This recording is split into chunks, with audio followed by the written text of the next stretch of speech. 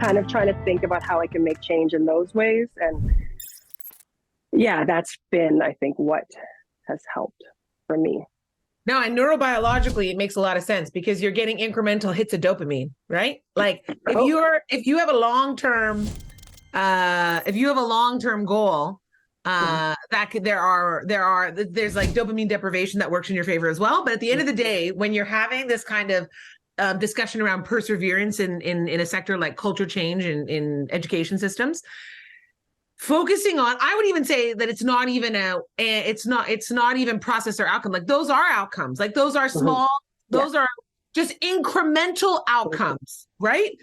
So, but a process that tends to be something that really resonates with people when we talk about a process model. And yes, you mentioned the word I wanted to bring up. It's exactly the word I was thinking as soon as you said process model, because how I work in the field of innovation is prototyping. So you do something, it's not finished. You don't wait for it to go through 9 committees. You get eyes on it. You get feedback on it. You figure out if it's useful. Is the framing, what is this tool used for? How who's going to use it? How do they use it? And you start to go through this community consultation process that then informs the work. And so this process of innovation is, I think, innovative in the systems change world that we work in. Have you experienced that where you're engaging in these types of exchanges with people, and by bringing up this approach to things, that it is seen as new and different and useful? And are you seeing shared hits of dopamine happening around the community table? I'm going to put it exactly like that, like shared hits around the table. There's really no other way that I'm going to describe it from now on. It's really just a group. Yeah, no, it's I do think that. I do feel like sometimes, especially in spaces like academia, but not only academia, but like often we just get so much in a routine of how we do things. And I think academia probably is particularly bad for that, because there's also all those just a lot of complex dynamics of how we work together and how we engage with ideas. But I do feel like, often just having like a new perspective on things, it just kind of shifts, even if it's, a bad idea. But I find just that shift in itself can be very healthy and productive, and then help others to kind of shift, like just to kind of, reshift themselves a bit, almost like a jiggle in your seat, and to look at things in a different way, which I find is just almost universally helpful when we can do that.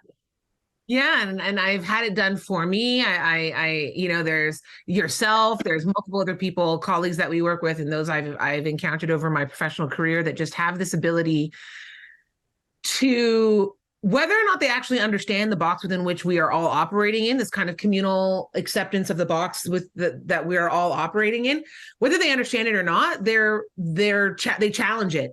They challenge it by the type of question they ask, by the kind of suggested next steps after the meeting. They can challenge it in the introduction. Like when you go around and people introduce themselves at meetings, I have seen a whole energy of a meeting that was strategic in nature, looking at planning, looking at academic integrity, not necessarily a lighthearted space.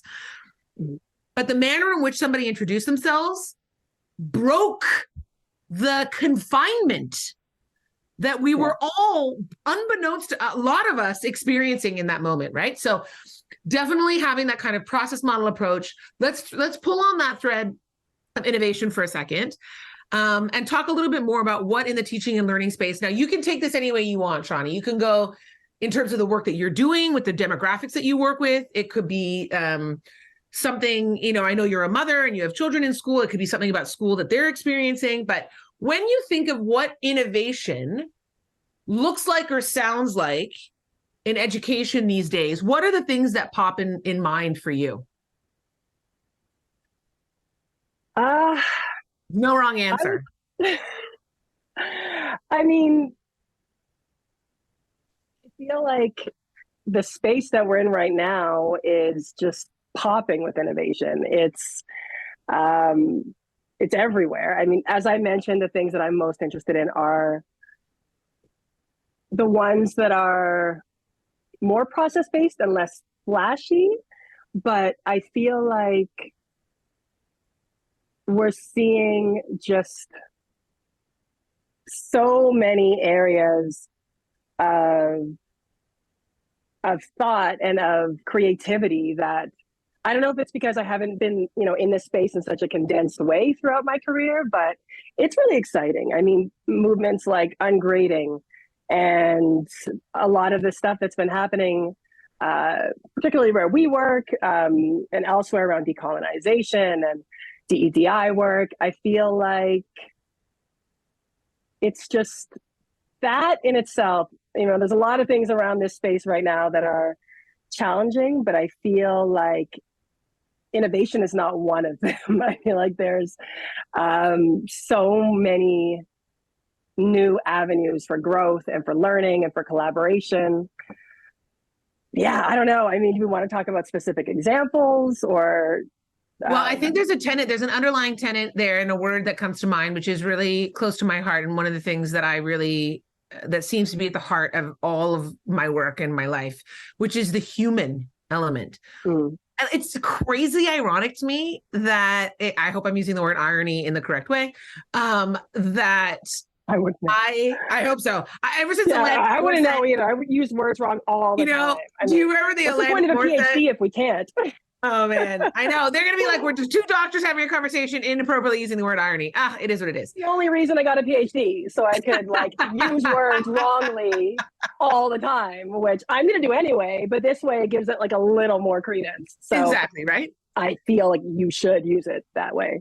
I think it is crazy ironic that there we go. The most exciting about innovation, or the underlying theme behind a lot of what you just talked about, I would expand it to include kinds of this social emotional skill set that we're expecting of human beings now, both in the instructor and student positions, and this ability to communicate, this expectation that education is meant to be building thinking skills and community skills that help us engage in community better.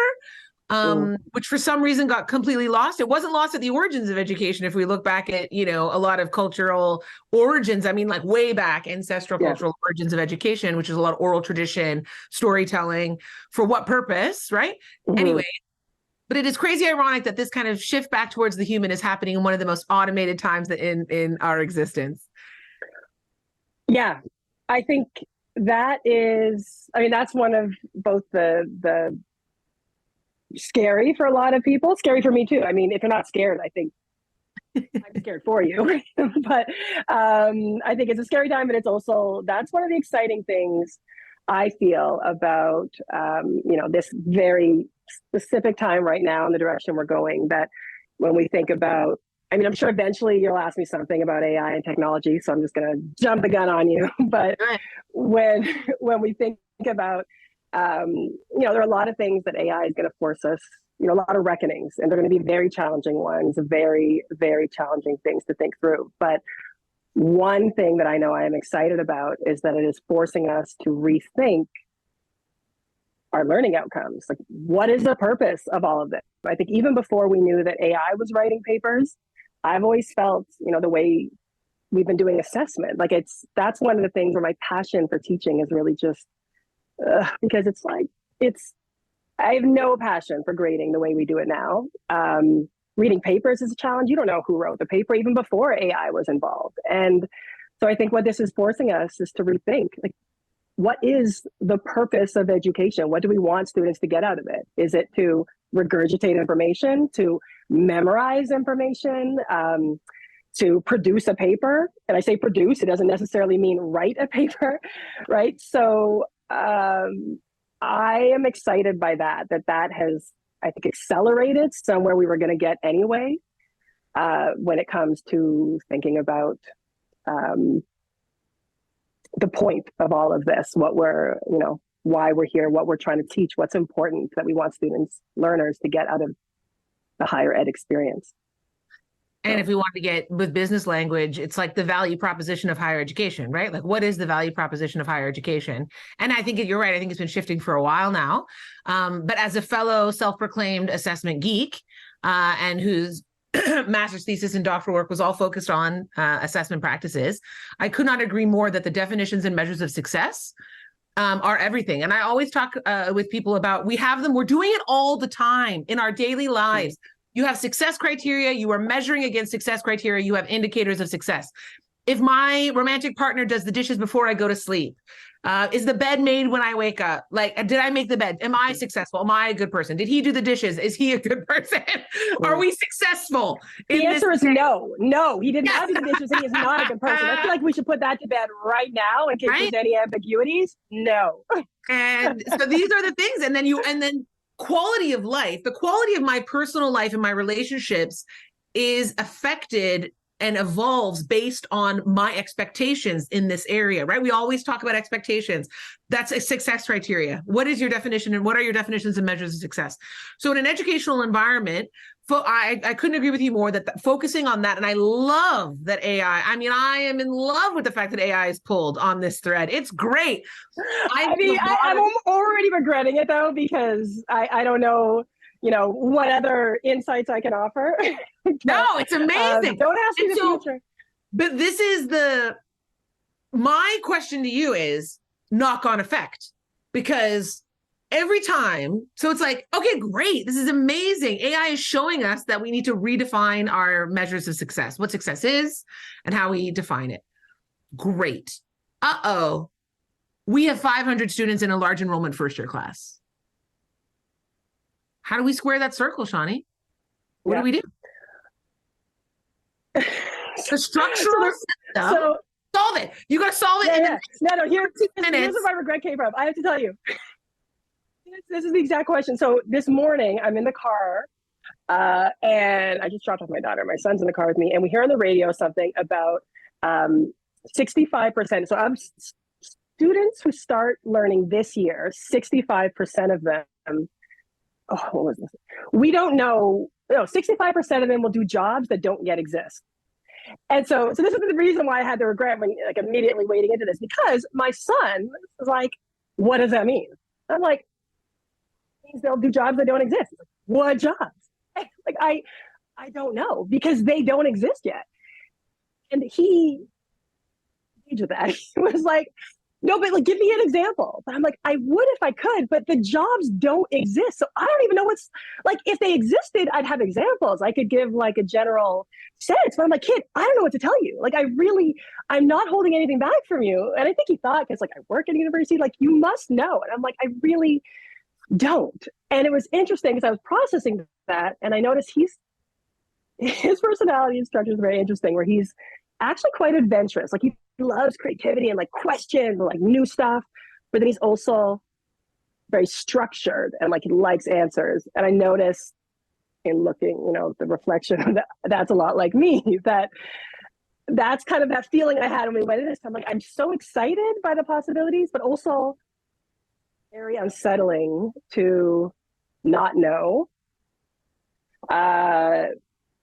And to also wade forward with not knowing, because it's not one of those things, especially in the space we work, where we can be like with him, I'm like, I don't owe you this. I can't answer this right now. I just drove you places, so that's enough for you. But in our space, this is our role. We're people are looking at us all the time to ask, what direction are we going to go? What's next? What do you have in mind to answer all these, fun new challenges? And so we have to engage with it, the, uncertainty and the questions. And I don't know, maybe that was a long way of me deflecting your exact question of what do we do? No, I think it's true. And I think it goes back to the process model, right? That the point is not to have the outcome of an answer and the way, we're going to unmake the world, because some of this way we unlearn, the way we ungrade, some of this work will be deconstruction. And that is terrifying to people. That is completely terrifying, which I understand. And I think that's one of the things, again, that I think is important to bring to this process model, because I want to be excited and I want to be interested in all the innovative, things that are popping as we've talked about. But I also need to recognize that, again, neurobiologically, we are adverse to uncertainty. We feel it in what you were just talking about, and change in general, because it directly can impact our ability to survive as a species, mm-hmm. right? And whether or not someone understands it even beyond, oh, am I going to lose my job, which is the one we hear all the time, right? Oh, I'm going to lose my job. There's a million other uncertainties, like what are the jobs that will exist in the future? The 65% of graduating students are going to be filling. So we have to deal with this uncertainty. And the best way I have found is your suggestion, which is iteration, having the conversations, collaborating. So you've already answered your own question. You didn't deflect it. You've already I did it all on purpose. See how I solved it. So I'm glad we had this on record, because I just feel like that should be known. It was me. So you're welcome, universe. There you go. I will eventually be part of solving this problem. But I do feel like that one, the underlying talent, because I don't know about you, but when I realized that education was it's not a for-profit in the classic definition of a for-profit or a not-for-profit, okay? But education institutions are businesses. They have balance sheets, they have ins and outs. And it's like when I realized Santa Claus didn't exist, Shani, okay? Like, I can remember when that bubble burst for me. I mean, it's a big one. Yeah. Just doing the most good for the most people, isn't it? No, apparently that is not what it's about. There are nuances. There are hints of that. There are tints of it. There are hues of it. But are we still talking about Santa, the nuances of Santa? No, we've gone back to education. Okay, because I was Santa does exist, right? In nuanced form, in my friends, in my family. My mother has definite Santa-ish qualities to her. Oh, there we go. Okay, but I'm with you though. We're talking about the nuances of the bubble when we realize that this is all there to do good. Yeah. Right? There are people there to do the most good. Yeah. There are people there who are super into it in terms of this idea of engaging these process models like ourselves. But at the end of the day, and we just had this conversation too around budgets, I worry that engaging in the process model is what's going to give us those interim dopamine hits. It's going to help us persevere in this work. But at some point, Shani, someone has to say, in a position of power, real power in the governance structures of these institutions, whoever that is, whatever your role is, whether it's a principal, administrator, you're a member of parliament, a Senate committee leader, whoever it is, they need to say that, yes, authentically assessing or shifting the way we define and measure success in this 500 student, large enrollment, first year Psych 1010 course is important. We might not be able to do it keeping 500 students in that classroom, or we might have to hire more than one teacher or more than one person, TA, whatever, in order to assess that more effectively through projects, through presentations, through dialogue, through whatever of some of these different ways of assessing might look like. My concern is that the work is getting done in terms of having the conversations, but at some point that's going to come with a price tag. And the price tag of change, hiring somebody else, making class sizes a bit smaller. My concern is that when that goes to the decision makers, it will be a financial decision and not a decision in the interest of teaching and learning. That's my fear. I think we can safely assume that, any decision will be, but hope would be. And this is where, again, I am not out of my expertise. I mean, I don't like the term expertise even, but definitely with this, I'm waiting out of what I know when I talk about the intersections with between technology and learning. But my hope, this is my kind of half-brain, I have a dream here, is that what we can get from the technologies we now have, they will use those as a force for good. Because they are, I mean, if we use them well, when we think about artificial intelligence and we think about all these new things, they can really maximize. And again, a language can sound, almost icky about maximizing efficiency and effectiveness. But if used as a power for good, that could be incredibly rewarding in terms of what we could see around what educators can accomplish. Now, I don't know that I'm optimistic because, on the flip side, and we often see when we have these technologies, it just means, great, now we've saved, 10 hours of your time. Let's now, fill those 10 hours with, whatever other unproductive, less valuable tasks we can. Or great, now we fill, 10 hours of your time. Let's cut you down to, quarter time because we don't need to pay you full time anymore. So my hope is that is not the direction we go, but that we use these new opportunities as a way to meet needs that were already there. Like AI didn't create a lot of these problems. It created a lot of new, problems or challenges, but a lot of them were there before. I don't feel as an educator, to be honest, that the type of education I've been offering has, been as valuable as I would like or aligned with my values, for a very long time. And so I hope that there is a way to think creatively about how we utilize this moment and these resources to get to a place where learning can be collaborative and impactful and responsive and so I love it. I couldn't agree more. And you say it so articulately. I appreciate folks like yourself who are colleagues, but also just, I appreciate that you exist in the world. Even if you didn't exist in my immediate vicinity, having people who are willing to engage in conversation, hold space for difficult and challenging questions, be uncomfortable and willing to sit in the discomfort of uncertainty.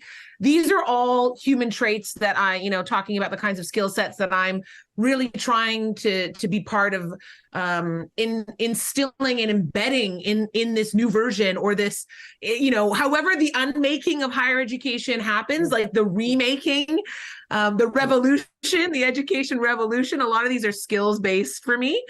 So to have someone with your skill set operating in the spheres of educational change management is inspiring. And I know that the small amount of time we've had here today, we have to talk again, Shani, because there were see how many yellow highlights I have. We didn't get to any of the questions. I didn't get to any of them. Yeah.